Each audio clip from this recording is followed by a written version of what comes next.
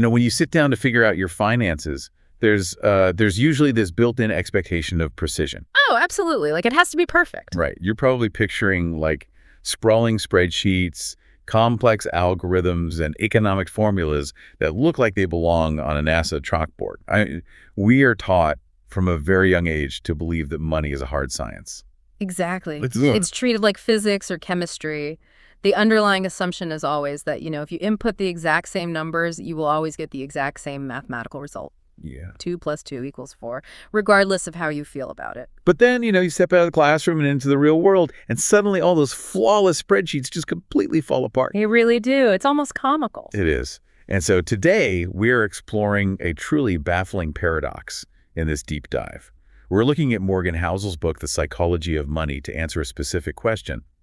Why do highly educated mathematical geniuses often go completely bankrupt, while ordinary, less educated people can quietly become multimillionaires? It's a great question, and the answer is that money is not a hard science driven by math. Right. It is actually a social science. It's driven entirely by emotion, ego, and basically just human behavior. The contrast here is just fascinating. And you can see it perfectly in two real-world examples from the source material that really set the stage for everything we are going to talk about today. Yeah, the two completely opposite lives. Right. So let's look at Ronald Read. Here was a guy who spent his entire life sweeping floors as a janitor and pumping gas at a small local station. Just a completely normal working class guy. Exactly. He didn't have a college degree. Mm-hmm. He certainly didn't have a family fortune or like some massive inheritance. Yet when he passed away in 2014, he left behind an $8 million fortune. $8 million from pumping gas. From pumping gas. And it wasn't a lottery ticket either. He simply saved a little bit of money, let it grow, and waited for decades. And then sitting on the completely opposite end of that spectrum, you have someone like Richard Fuscone. The Harvard guy. Right. Harvard educated, a Wall Street titan who rose to become a top executive at Merrill Lynch. I mean, he managed billions of dollars. So he knew the math. Oh, he understood market mechanics and complex financial instruments better than almost anyone on the planet. Yeah. Yet during the 2008 financial crisis, he lost absolutely everything. Wow. Yeah, his mansion went into foreclosure. His fortune completely evaporated. It's just crazy to think that a lifetime of elite academic financial training couldn't save him.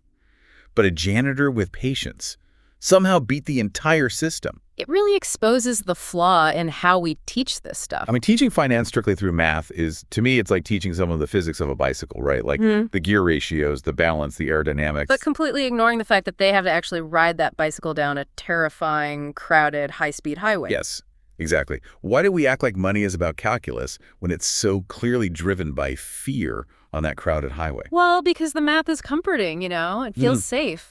But the reality is that doing well with money is actually a soft skill. A soft skill. Yeah. Human behavior beats pure intelligence almost every single time. The core reality we are unpacking today is that your financial outcome is dictated primarily by your cognitive biases. And your lived experiences, right? Precisely. Those are the invisible forces that dictate whether your money compounds for you or against you. Okay, so if raw intelligence isn't the deciding factor in wealth, which Fuscone proved rather painfully, what exactly is driving our decisions? Well, it starts with deeply ingrained, highly personal experiences, and then you combine that with macroeconomic forces that are entirely outside of our control. Right. The fundamental principle to grasp here from the book is that no one is actually crazy. Wait, no one. No one. When you look at someone making a financial decision that seems totally irrational to you, you have to realize they are acting logically within their own personal laboratory of experience. Oh, I see. Because you and I don't share a universal curriculum. We haven't lived the same life. Exactly. Everyone is walking around with their own unique money map, and it's drawn by their past. Take Americans who lived through the Great Depression in 1929, for example. That's a heavy one. It is. They watched the banking system completely collapse. They saw life savings just wiped out overnight. Yeah, my grandparents used to talk about that. Right. And decades later, in the 1950s and 60s, many of those exact same people still hoarded cash at home. They, point blank, refused to invest in the stock market, even when the economy was booming. Because to a modern investor looking at the math, sitting out of a bull market looks entirely crazy. Absolutely. But to them, it wasn't crazy. It was the scar tissue of their lived experience. You see a really compelling modern equivalent of this when you look at certain developing economies. Take the Pakistani context, for example. Oh, that's a great comparison. Yeah, if you lived through the 1970s bank nationalizations there, where the government just stepped in and took over private assets. Achieve them? Yeah. Right. Or if you've endured decades of intense, totally unpredictable currency devaluation, you're probably going to prefer keeping your life savings in physical gold or real estate. Of course you would. But to a Western financial planner, ignoring compound interest in the stock market looks mathematically foolish. But it's not financial ignorance at all. No, it's a deeply ingrained survival mechanism. Exactly. You're adapting to a system that has repeatedly broken your trust. And when the math repeatedly fails you, you just abandon the math, which means we are all wearing heavily tinted glasses when we assess risk. And, if we are going to talk about risk, we have to talk about its twin sibling. Luck. Luck. This is such a wild concept to wrap your head around. Take Bill Gates. Classic example. Everyone knows the story of his incredible intelligence, his foresight, his relentless hard work building Microsoft. Right, the whole garage startup genius narrative. Exactly. But what often gets glossed over is the mathematical anomaly of his youth. In 1968, he happened to attend one of the only high schools in the entire world that had a computer terminal. It was a massive stroke of luck. He had hands-on access to advanced technology years before 99.9% of the planet even knew what a computer was. Yeah, it wasn't just being smart. No, it gave him a foundational head start that pure hard work alone could literally never buy. But then there's the darker side of that coin, which the book gets into. His close friend, Kent Evans. Right. He was equally brilliant, equally hardworking, and a huge part of Gates's early tech journey. They were supposed to do this whole Microsoft thing together. But he didn't make it. No. Kent died tragically in a mountaineering accident before he ever had the chance to join Microsoft. Luck and risk. They are literally just two sides of the exact same unpredictable coin. One supercharges your plan and the other just completely derails it. And it's completely independent of your actual effort. Totally independent. Wait, I have to challenge that a bit, though. Because if we're attributing that much of success to random luck and external risk, doesn't that just give people a free pass to throw their hands up? How do you mean? If ultimate success is just a coin toss, why should you or I even bother trying? It feels a little, defeatist. That is a very natural reaction, but it misses the actual lesson. The takeaway isn't that hard work is pointless. Okay. Hard work is the minimum prerequisite just to get a seat at the table. You still have to do the work. So what's the lesson then? The real lesson is about avoiding the trap of blindly copying a successful person's exact playbook. Ah, I see. You can't just trace a billionaire's footsteps and expect to find the exact same treasure chest at the end. Right. You have to extract the broad principles they used, not the specific micro decisions they made. Because you don't have their luck. Exactly. You cannot replicate their invisible luck, and you cannot perfectly avoid their invisible risks. If you try to copy the exact aggressive moves of a wildly successful tech founder, assuming their success was 100% skill, you might just be exposing yourself to a catastrophic risk that they simply got lucky enough to dodge. Precisely. Which brings us to a really fascinating behavioral trap. Because we subconsciously know we can't control luck or external risk, human beings naturally try to control something else to feel secure. We try to control the image of success. Yes. We want to be respected by our peers. Right, but ironically, the way we try to display wealth is usually the exact mechanism that destroys it. The man in the car paradox illustrates this perfectly. Think about it. A $250,000 Ferrari pulls up next to you at a red light. Oh, think about the last time that happened to you. You don't look at the driver and think, wow, I deeply admire that person's character and success. No. You look at the car and imagine yourself in the driver's seat. Exactly. We buy expensive things because we want people to admire us, but people are actually just coveting the object. They don't care about you at all. No. They are projecting their own desires onto the car, and they are completely ignoring you, the driver. It entirely fails at its intended psychological purpose. And that ties right into the danger of the moving goalpost, right? Look at the story of Raj Rajaratnam from the book. Oh, yeah. A perfect example. Here's a guy who had accumulated billions of dollars, literally more money than multiple generations of his family could ever spend. Yet he risked it all and ultimately went to federal prison for illegal insider trading. It makes no mathematical sense. None. Why on earth would someone with billions risk their freedom for just a little bit more? Because his goalpost kept moving. He was comparing himself to other billionaires. It's the tragedy of social comparison, which really forces us to make a vital distinction here, the difference between being rich and being wealthy. Right. Those words get used interchangeably, but they are very different. Very different. Rich is highly visible. It's your current income. It's the lavish weddings driven by the cultural anxiety of, what will people say? The designer clothes, the luxury cars. Exactly. Wealth, on the other hand, is entirely invisible. The idea that true wealth is invisible really shifts how you look at the world. Because wealth is the sports car you didn't buy. It's the first-class upgrade you skipped. Exactly. It's unspent money. It makes me think. Confusing being rich with being wealthy is like assuming a bodybuilder is perfectly healthy just because they have massive biceps. Oh, that's a great analogy. Right.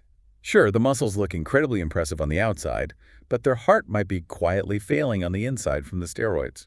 Yeah, a huge house and a flashy car might just mean you are drowning in high-interest debt. The outside looks strong, but the inside is completely failing. But here's the catch. If true wealth is this entirely invisible, unspent money, how do you actually know when you have enough? Well, defining enough means you have to actively stop that goalpost from moving. And the most practical way you do that is by saving money without a specific reason. Wait, save for nothing. Save for nothing. Every financial advisor on earth tells you to save for a house or a car or retirement. Like, you need a target. I know, but saving for a specific, visible purchase is just delayed spending. True wealth requires saving just to save. The future is fundamentally unpredictable. Okay.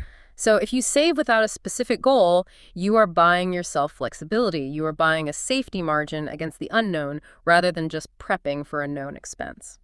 Okay, so if the secret to wealth is this invisible, unspent money, that sitting money has to do something. It has to grow. Right. But psychologically surviving the wait seems to be the hardest part of the equation. This is where we run into the astonishing math of compounding. If you look at Warren Buffett's wealth, 99% of it was accumulated after his 50th birthday. That is just insane. It defies how we usually think about investing.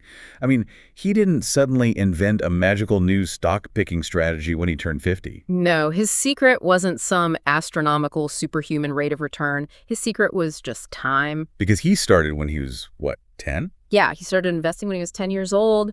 Compounding is just profit earning profit over and over, like a snowball rolling down a mountain. Right.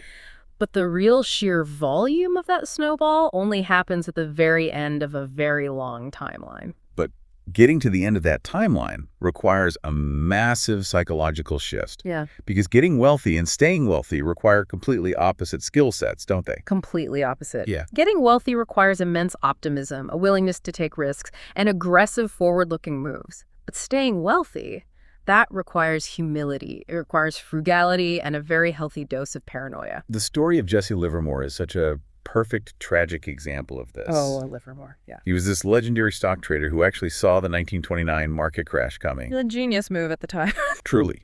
He shorted the market and made an unimaginable fortune while everyone else was basically losing their shirts. He won the game. But just a few years later, he was completely bankrupt. Because he couldn't stop. Right. He knew how to take the aggressive risks to get wealthy, but he couldn't switch his brain over to the paranoia needed to preserve it. He kept betting big, and it destroyed him. Because staying wealthy means understanding the power of tail events. You do not have to be right all the time. In fact, you can be wrong most of the time. Like Amazon. Exactly like Amazon. Jeff Bezos had launched hundreds of failed experiments. Things like the Fire Phone were massive, expensive disasters. Huge disasters. But it doesn't matter because a few massive bets like Amazon Web Services were the tail events. Right. They were so wildly successful that they mathematically made up for every single failure. That is the mathematical reality of investing. But the psychological reality is much harder to endure because to get to those tail events, you have to survive the day-to-day volatility. And people hate volatility. They really do. Think about market volatility like this. If the stock market drops 10%, people tend to panic. They feel like they're being penalized, like they've been handed a parking ticket for doing something wrong. That's exactly how it feels. But isn't volatility actually just the admission fee at a theme park? You pay the fee to ride the roller coaster of compound interest. Why do we constantly feel like a market dip is a fine instead of just the price of admission? That is the perfect way to frame it. And think about the behavioral consequence of that misunderstanding. Okay. If you think the ticket is a fine, what do? You try to evade it. You stay out of the theme park entirely, which means you never ride the roller coaster and your money never compounds. Wow. This perfectly highlights the difference between being strictly rational and being reasonable. Explain that difference, because it seems like we always strive to be rational, right? Sure. The purely rational mathematical move for a young investor is to put 100% of their money into equities because historically that yields the highest return over a 30-year period. But if the volatility, the admission fee to that theme park, makes you so sick to your stomach that you panic and sell everything the moment the market drops. Then the math is totally useless. You've derailed the whole plan. Right. Precisely. So a reasonable strategy might mean keeping a large chunk of your money in a low-return cash account just so you can sleep soundly at night. Even though on a spreadsheet, that looks irrational. You're losing to inflation. Exactly. But in the real world, a reasonable strategy that you can actually stick with during a crisis is vastly superior to a mathematically perfect strategy that you abandon the second you feel pressure. Okay, so we've seen how individual quirks, our need for status, or our panic over the price of admission, can completely derail our personal compounding. Yeah. But what happens when these exact same emotional viruses scale up? What happens when millions of people act on this simultaneously? We get catastrophic bubbles and crashes, and history is littered with them, all driven by the exact same collective herd mentality and emotional contagion. The mechanics are always identical, whether you're looking at the 1630s tulip mania in Holland, the dot-com bubble, or the 2008 housing crisis. It's always the same cycle. Always. Rising prices attract attention. That attention creates an intense fear of missing out among the general public, and suddenly everyone is buying. Not because of underlying value. No, not because of cash flow, but purely because the price went up yesterday. It's the ultimate expression of the never enough trap, just scaled up to a societal level, and it really exposes the fragile foundation of the entire global financial system. Which is? Trust. Every spreadsheet, every bank account, every stock market valuation rests entirely on one invisible thing, and that's trust. And when you look at the mechanics of trust, it's terrifying. Look at the collapse of Silicon Valley Bank in 2023. A wild week. It was crazy. This wasn't some shady, unregulated offshore entity. It was a highly regulated U.S. bank. And yet, it collapsed in essentially 48 hours. Yeah, how does that even happen? Because modern banking is fractional. They don't have all the cash sitting in a vault. They invest it. It relies on the collective hallucination that everyone won't ask for their money at the exact same time. Right. But when a few prominent venture capitalists got spooked and started pulling their funds, the panic spread like wildfire on Twitter and private WhatsApp groups. It was instantaneous. Depositors lost confidence. And the moment that emotional trust vanished, a massive digital bank run happened. The underlying math of the bank's long-term bonds didn't matter anymore. Trust broke, and the institution died. Which is actually a perfect pivot to address some of the blind spots in this behavioral theory. Oh, definitely. Because while treating money as a psychological exercise is brilliant, it is heavily criticized for lacking practical what-to-do asset allocation advice. Yeah, and the framework can feel very U.S.-centric, telling someone in a highly unstable developing economy to just, stay the course in index funds long-term. It ignores the intense real-world political and economic volatility they have to navigate. It also directly contradicts the Silicon Valley venture capital mindset, which is literally built on high-risk, winner-take-all bets. That's the complete opposite of this survival first, reasonable over rational philosophy. Those criticisms are entirely valid. They highlight the danger of relying only on psychology while ignoring the mechanics of finance. Well, Lon, I actually want to challenge this whole idea of choosing the reasonable over the rational right here. Okay, let's hear it. If I'm stuffing cash or gold in my floorboards because my local banks failed in the past, I might feel reasonable and comfortable. I can sleep at night. Right. But mathematically, I'm guaranteeing a massive loss of purchasing power to inflation over the next 20 years. Aren't we just giving people a free pass to make terrible mathematical choices and blame it on their past trauma? That is the exact tension the critics point out, and you're spot on. Psychology is the foundation. If you are paralyzed by fear, you won't invest at all, and you fail at step one. But if your reasonable comfort zone is dictated entirely by unexamined biases and past traumas, you will stagnate. You still absolutely need technical financial literacy, understanding inflation, asset allocation, compound interest, to pull you out of your emotional comfort zone and toward actual growth. You have to know what game you are playing. Exactly. Sometimes listening the math is the only way to overcome the fear. So, bringing this all together, we've explored the cognitive traps of our own minds. We've stripped away the illusions of status and the man in the car. We've covered a lot of ground. We really have. We've seen how collective panic can destroy a bank in 48 hours. But stripping all of the noise away? What is the actual ultimate point of building this invisible wealth? Why do we care? It comes down to one word: freedom. The truest form of wealth isn't buying expensive things to impress people at a red light. It is buying absolute control over your own time. It's the ability to wake up in the morning and decide exactly what you want to do today, when you want to do it, and exactly who you want to do it with. There's a brilliant story that illustrates this with two brothers, Ahmad and Bilal. They earned the exact same salary. Okay. But Ahmad lived for the show. He bought the finance luxury cars, took the lavish Instagram vacations, and spent every dime he had to project an image of success. He wanted to look rich. He was the guy in the Ferrari. Right. But when unexpected layoffs hit his company, he was completely crushed by his debt obligations. He had zero flexibility. He had to take the first miserable job he could find just to keep the lights on. Man, that's stressful. Now, Bilal, on the other hand, lived simply. He skipped the flashy vacations and consistently saved a portion of his income saving without a specific reason, buying that invisible flexibility we talked about earlier. So when the exact same layoffs hit Bilal, he didn't panic. He didn't panic at all. He had built up so much financial margin that he had the freedom to simply walk away, take 6 months off, and eventually start his own business. Wow. The money wasn't an end in itself. It was a tool that bought him autonomy. Which brings us to a truly fascinating piece of data to close this out. Fidelity Investments once did a massive internal review to figure out which of their customer accounts had the absolute best performance over time. This is my favorite study. It's incredible. Out of all their millions of investors, who was getting the highest returns? Was it the day traders? The people glued to the financial news networks? The answer is profound. The highest performing portfolios belong to people who were either deceased or who had completely forgotten they even had an account. They never traded.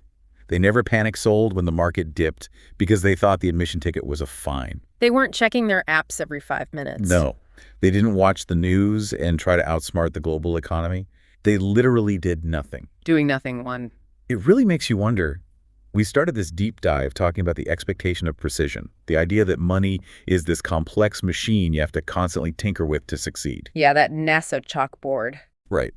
But what if the absolute best financial decision you can make for your future wealth today is to physically walk away from your screen, lock your accounts, and force your ego to do absolutely nothing for the next decade? It's the ultimate test. It is the ultimate test of behavior over intelligence. So look at your own portfolio, look at your own habits, and ask yourself, can you handle doing nothing?